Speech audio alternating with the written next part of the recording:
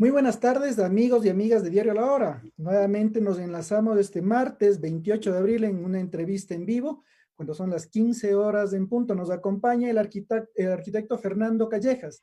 Él es asambleísta por la provincia de Tungurahua, pero además es parte de la Comisión de Desarrollo Económico que están discutiendo en este momento. Ya se aprobó leyes importantes para el país. Arquitecto, le agradezco por su gentileza de aceptar la entrevista. Muchísimas gracias, Fabricio. Un gusto estar con ustedes y cualquier inquietud, si puedo solventarla, con todo gusto. Agradezco su gentileza. Arquitecto, vamos antes de entrar a un tema que ustedes los están manejando, que es de la ley económica urgente, humanitaria. Antes de eso, quería preguntarle su criterio frente a esta manifestación, creo que masiva en el país y en Tungurahua al 100% de nuevamente seguir con un semáforo en rojo desde el 4 al 10 de mayo. ¿Cuál es su criterio? Bueno, en todo caso, hay que aceptar que esta pandemia sanitaria, esta crisis sanitaria es una crisis realmente monumental, si se puede usar algún término, ¿no? Y no solamente en el Ecuador, sino en el país entero. El gobierno ha tomado las medidas, creo yo, necesarias. Se podrán criticar ciertas acciones puntuales en las que no ha sido todo lo eficiente que hubiésemos querido, pero hay que reconocer que ha hecho un esfuerzo. Yo, como también fui autoridad, no me gusta estar en el plano de todo criticar. En todo caso, pues el gobierno, el COE nacional, ha determinado que sería importante, si no me equivoco, el próximo 4 de mayo, ya ir retornando a la normalidad de una manera gradual. Tengo entendido que tal vez el COE provincial o el COE cantonal se ha pronunciado en sentido contrario. Bueno, sus razones tendrán, ¿no? Sus razones tendrán, y yo lo que pediría es que se coordine con el COE nacional, con el COE cantonal, con el COE provincial, y se llegue a las mejores soluciones, porque no debemos dejar de lado esta visión que tiene el gobierno a través de sus especialistas del Ministerio de Salud, que cree que esta curva que se denomina del crecimiento de la pandemia ya se está aplanando. Esos son los términos técnicos, y entonces habría que ver si efectivamente se puede llegar a un acuerdo, porque es indudable que también el país necesita regresar a la normalidad de una manera controlada, obviamente. Arquitecto, usted, como bien le dice, es muy delicado hablar de otras administraciones. Usted fue alcalde por varios periodos de la ciudad, pero es inevitable preguntarle qué opina de su ciudad, de Ambato. Junto con Babahoyo, Guayaquil y Quito, es la ciudad que menos ha respetado las restricciones. Se tienen 444 llamadas en Ambato de alertas por aglomeraciones. Me imagino usted está al tanto del caos que se ha vivido en la ciudad. Usted como alcalde debe conocer además que es una provincia diferente en lo económico, en lo productivo. ¿Cómo usted ve la situación que ha vivido específicamente Ambato en esta emergencia sanitaria? Bueno, para hacer o para emitir un criterio debemos partir del hecho que, y decirlo muy claramente, Ambato, Tungurahua es una ciudad muy activa, muy comercial. Hay un gran comercio en nuestro cantón, y entonces, claro, todos estos ciudadanos, y muchos de ellos viven del día a día, necesitan realizar sus actividades comerciales, porque caso contrario no pueden concretar los ingresos familiares que necesitan para su subsistencia. Y entonces han habido estos actos de indisciplina. Obviamente, pues hay que decir que eso no está bien, pero también, en honor a la verdad, he de señalar que el alcalde de un cantón, independientemente de Ambato o de otro cantón, en este caso el alcalde de Ambato, no siempre tiene todas las herramientas legales necesarias para controlar esta indisciplina que sí se ha dado, ¿no? Así que mire, ¿qué podría decir yo? Al alcalde de Ambato, que tengo entendido así lo estará haciendo, al prefecto, a la señora gobernadora, que hagan su mejor esfuerzo, que coordinen todas las acciones que deben tomar. Y a los ciudadanos, claro que tengo que pedirles con el mayor comedimiento, seamos algo más disciplinados o disciplinémonos, porque mire que no se está simplemente irrespetando una ordenanza o una orden de autoridad, quien sea que ésta sea. Estamos poniendo en riesgo la vida de la persona que irrespeta esta orden, que no guarda una un aislamiento social o un distanciamiento social y está poniendo en riesgo otras vidas. Así que, en definitiva, eso será lo que le puedo decir a este respecto, Fabricio. Arquitecto, una consulta más en este tema. Algo que ha sido muy discutido y que ha generado controversia ha sido la apertura del mercado mayorista de Ambato. ¿Cómo usted analiza esta decisión que se tuvo desde varias autoridades en la provincia y a nivel nacional? Pero mire usted, Fabricio, se cierra el mercado mayorista, que además es un mercado mayorista enorme, yo diría que es el más grande del país. Se dan casos anecdóticos como que vienen productos de la costa, se comercializa en el mercado mayorista de Ambato y regresan a la costa. Entonces, mire, vienen de todas partes del país a comercializar en el mercado mayorista.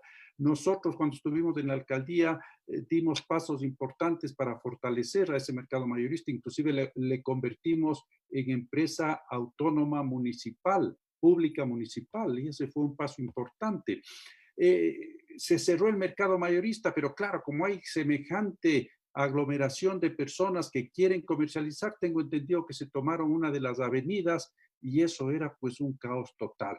Ante ese caos, quien en ese momento actuaba como ministro del Ambiente, el señor de Howitt, llega a Ambato y yo diría que de una manera inadecuada y respetando a las autoridades, dice y ordena que se debe abrir el mercado mayorista. Tengo entendido que finalmente esto no prosperó, que se llegó a un acuerdo y en base a un acuerdo han aperturado el mercado mayorista. Que se lo haga, pero por favor volvemos a lo de hace un momento, que se comercialice de la mejor manera, de la manera más disciplinada.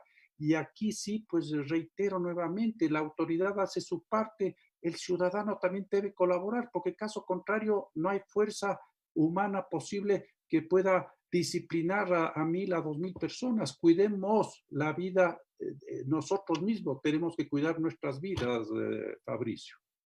Muchas gracias, arquitecto. Y otro tema y que es de fundamental importancia, porque no solo nos ha afectado la salud, ahora lo económico es un problema que lo vamos a tener que asumir en algunos años, que se lo tiene que ya tomar algunas decisiones.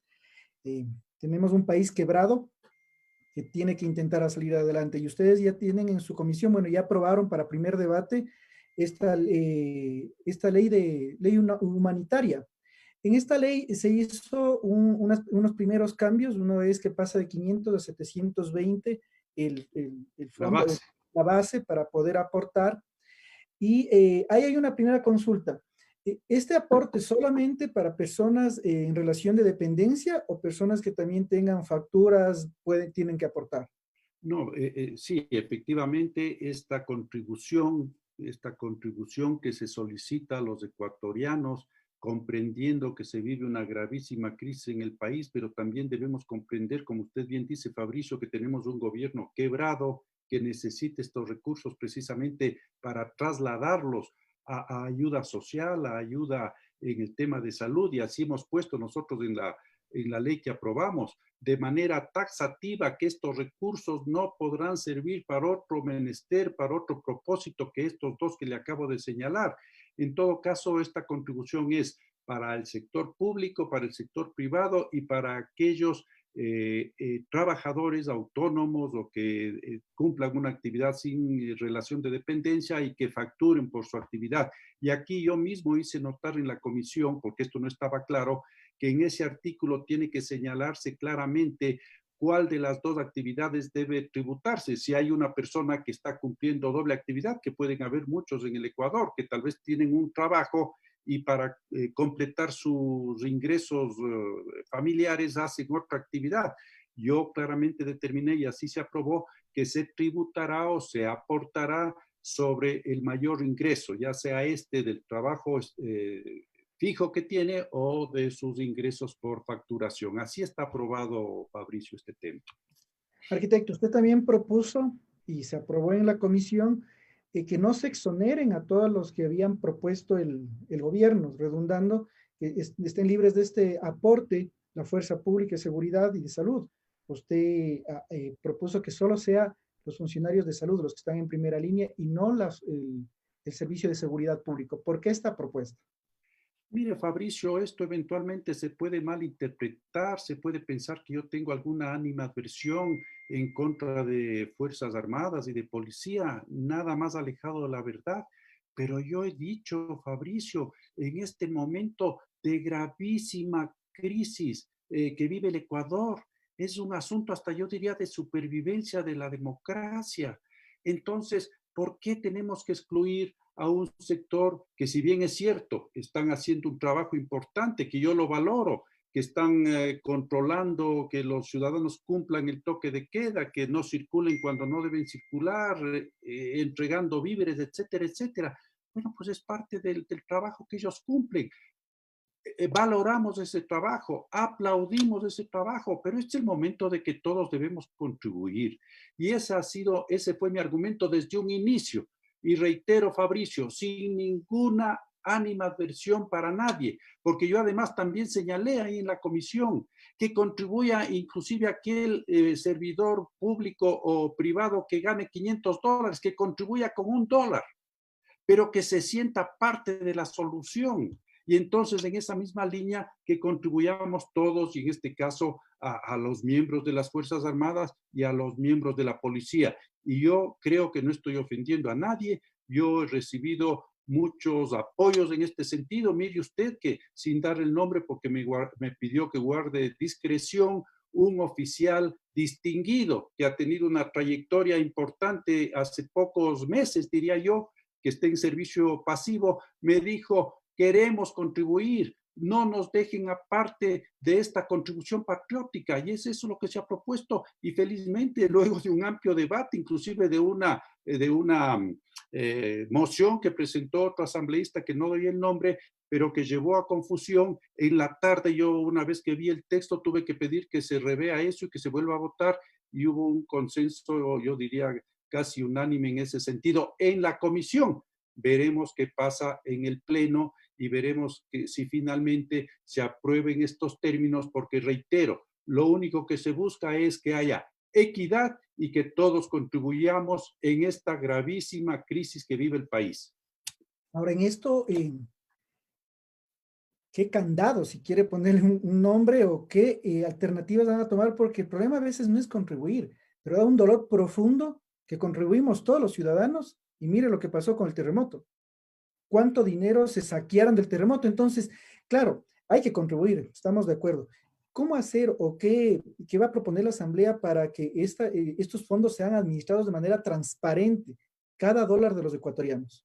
Mire, Fabricio, ahí pasamos ya a este otro tema, y usted seguramente que sigue las noticias, porque además es un periodista entendido y que sigue la realidad nacional. Permanentemente he estado yo pidiendo y luchando que se debe dar una lucha frontal contra la corrupción. Es un cáncer que ha carcomido los cimientos mismos de la sociedad, y usted se refiere a lo que pasó en Manabí. Terrible, pues, una vergüenza, como es una vergüenza que ahora, aprovechándose de esta pandemia, en el Seguro Social se trató de comprar insumos para las personas que trabajan en los hospitales con un sobreprecio del 250 al 300%, una vergüenza.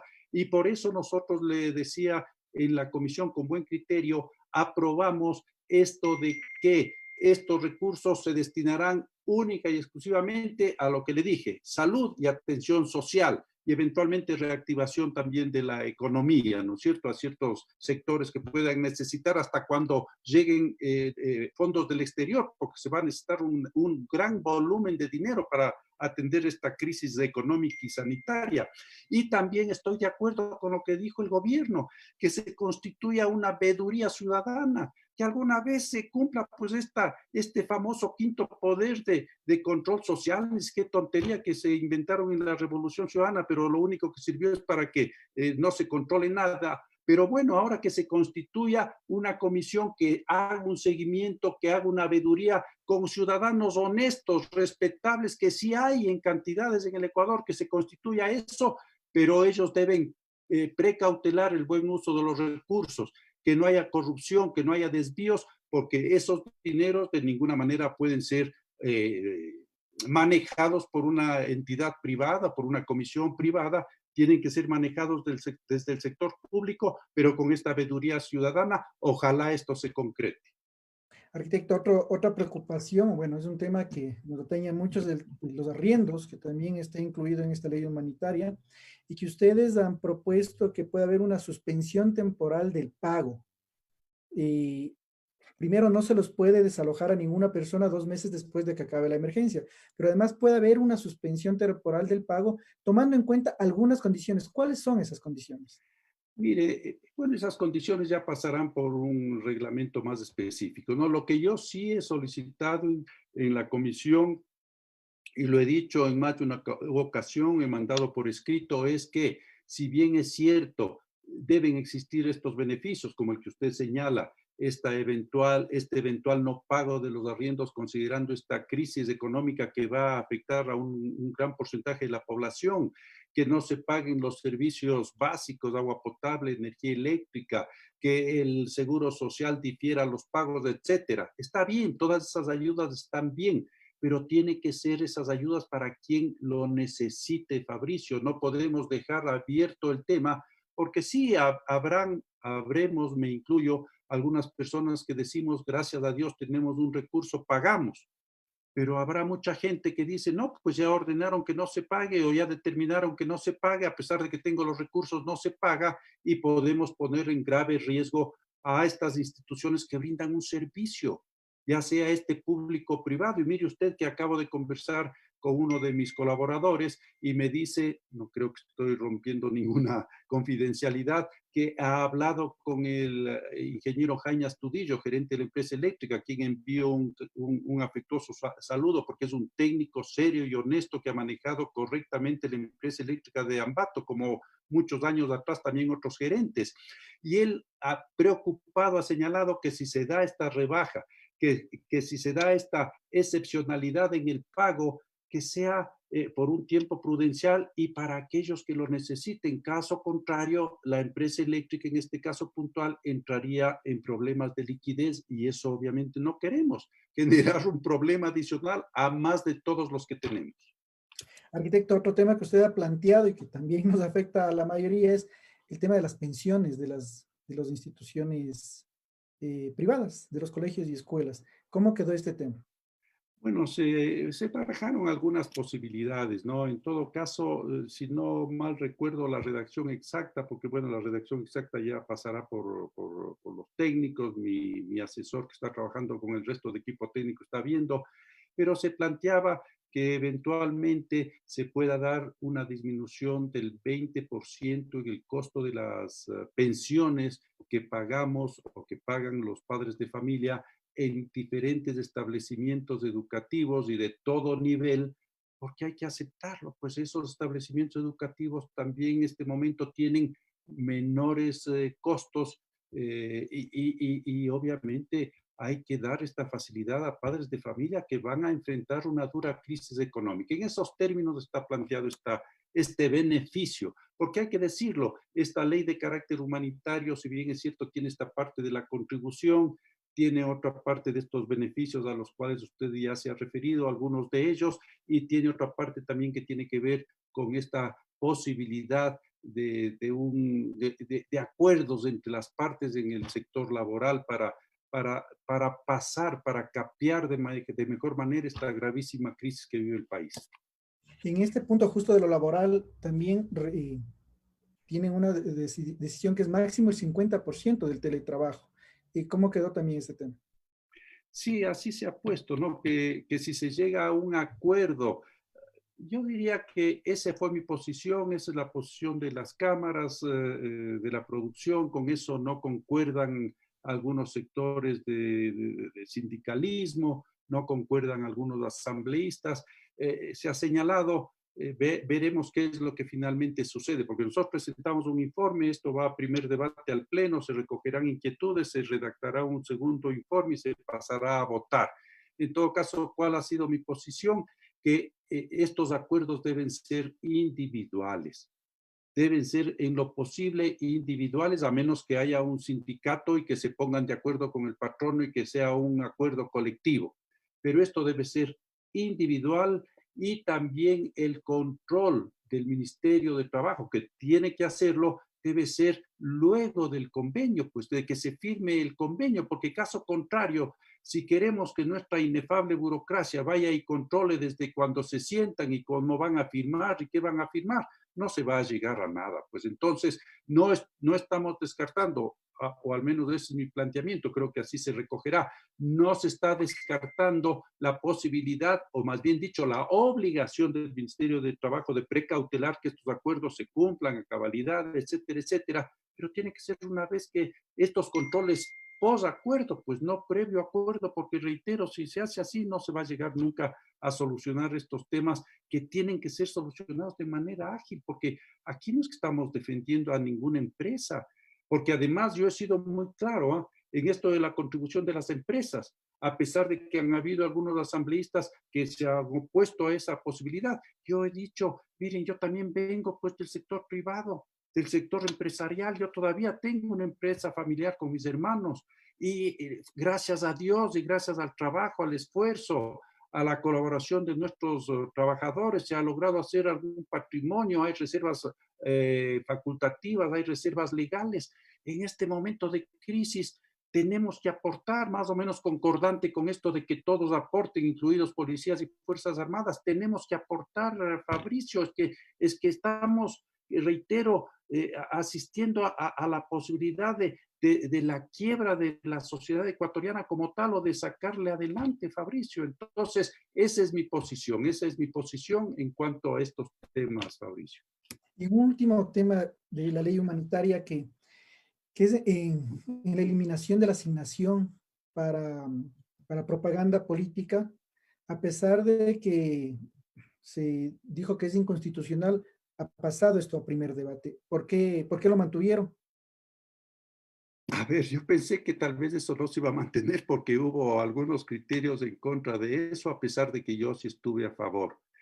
¿Qué se dijo por parte de algunos asambleístas que se oponían? Que esto es volver al tema de que las grandes chequeras sean las que financian las campañas políticas. Inclusive algún asambleísta de la Revolución Ciudadana, no doy nombre, dijo que solamente los que tienen dinero van a poder financiar las campañas. Y yo le dije irónicamente, sí, pues como sucedió con el dinero mal habido del caso Arroz Verde o sobornos 2012-2016. En todo caso, Fabricio, en este momento de gravísima crisis económica del país, hay que ser generosos, pues porque otro asambleísta también esgrimía que con esto se quiere dejar de lado la participación de personas que no tienen recursos, etcétera, etcétera. Ahora se puede hacer campaña a través de estos medios que no son muy costosos, a través de redes sociales, a través de salir y visitar a las personas. Pero si nos podemos ahorrar, creo que 17 millones de estos fondos que son para publicidad política en campaña, no es este otro fondo que se tiene para mantenimiento o aportes legales que tienen los partidos políticos, que hay que decirlo también. Guillermo Lazo, como líder de Creo, de manera inmediata dijo que esos $500,000 que creo que había recibido iban a devolver en un acto de generosidad que hay que valorar. Así que mire, Fabricio, si esto quedó, bien está. Yo creo que eso debe mantenerse. Todo dólar suma ahora y por eso también se le ha pedido al gobierno ese esfuerzo que van a hacer los trabajadores públicos, privados, ese esfuerzo que van a hacer las compañías que ya lo han hecho anteriormente también, tiene que ser retribuido pues con una austeridad draconiana por parte del gobierno, esa autoridad que ya en 3 años no se ha visto. ¿En dónde está la eliminación de esas empresas públicas que no significan nada para el país y que nos comen recursos anualmente? ¿En dónde está el haber terminado con una serie de asesores con sueldos de 8 o 7 mil dólares? ¿Cuáles son los asesores? Mire, no me pongo de ejemplo, pero tengo que decirle lo que sucedió en mi alcaldía. Yo no tuve un solo asesor. Los asesores son los directores departamentales, pues Fabricio. Y si se pone asesores sobre los directores departamentales, se está cometiendo, yo diría, un abuso con fondos públicos. Así que al gobierno estamos planteando una ley que yo creo que es positiva. Estamos pidiendo a los ciudadanos y a las empresas que contribuyan. Haga usted también su parte, pues gobierno, haga su parte. Y para concluir, arquitecto, justo enlazando esto de lo que la parte del gobierno, el gobierno presentó una ley de orgánica para el ordenamiento de las finanzas públicas. ¿Qué opinión tiene frente a esta ley que también se está debatiendo en la Asamblea? Bueno, esa ley se ha conocido en la Comisión de Régimen Económico, porque hay dos, mire usted, la de régimen económico y la de desarrollo económico, en la cual yo estoy, y que además debo decirles es una estupenda comisión con asambleístas con buen criterio, que quieren trabajar, su presidente, su equipo, el equipo técnico trabajando adecuadamente. ¿Qué busca esta ley? Poner orden en las finanzas públicas, ojalá, pues ojalá, no conozco al detalle de la ley, Fabricio le mentiría, pero busca esto, ¿no? Ojalá con los aportes de los asambleístas se pueda finalmente blindar la autonomía del Banco Central y la autonomía de instituciones como el Seguro Social y el Seguro Social de la Policía ISPOL y de las Fuerzas Armadas ISPA, para que dejen de meter mano los diferentes gobiernos a esas instituciones. Todos lo han hecho, pero nunca, como en la época de la Revolución Ciudadana, pues se sacó de la reserva del Banco Central 6.000 millones de dólares, mire usted, y parte de eso se pagó con acciones de empresas públicas que no valen nada. Y del Seguro Social se sacó 7.000 millones de dólares en bonos y se dejó de... Bueno, una verdadera tragedia, que se dé autonomía para que se precautele esos dineros que no es dinero del gobierno de turno, sino de los afiliados. Ojalá eso se dé y se ponga efectivamente con los aportes, reitero, que haya hecho el propio gobierno y los asambleístas en esa comisión, se logre una buena ley para ordenar esto de las finanzas públicas, que mucha falta hace ordenarlas. Arquitecto, le queremos agradecer por la gentileza de su tiempo y a través de nosotros haber hablado con los ciudadanos de Tungurahua, de Ecuador y ahora por las redes sociales de todo el mundo. Muchísimas gracias y permítame saludar a todos los ciudadanos del Cantón Ambato, de la provincia de Tungurahua, obviamente de todo el Ecuador, del mundo, como usted bien dice, a través de estos medios ahora tenemos esa gran facilidad, y a usted y a su equipo técnico, obviamente agradecerles la gentileza. Muchas gracias, muy buenas tardes. Muchas gracias, arquitecto. Nos acompañó la tarde de hoy el arquitecto Fernando Callejas, asambleísta por Tungurahua y también miembro de la Comisión de Desarrollo Económico. No se olviden de seguir conectados con nosotros las 24 horas del día. Estamos informándoles a través de nuestras redes sociales y de nuestra página web www.lahora.com.es. Tampoco se olviden, amigos y amigas, de hacer nuestra parte. A este país lo sacamos todos adelante y en este momento tenemos que cumplir algo. Seamos ordenados, seamos cumplidos, quedémonos en casa. Pensemos en nuestra familia, pensemos en nosotros y que esto solo vamos a poder salir y encontrar un nuevo rumbo siendo solidarios. No se olviden también de estar informados todo el día en nuestras redes sociales porque Diario La Hora tiene lo que usted necesita saber.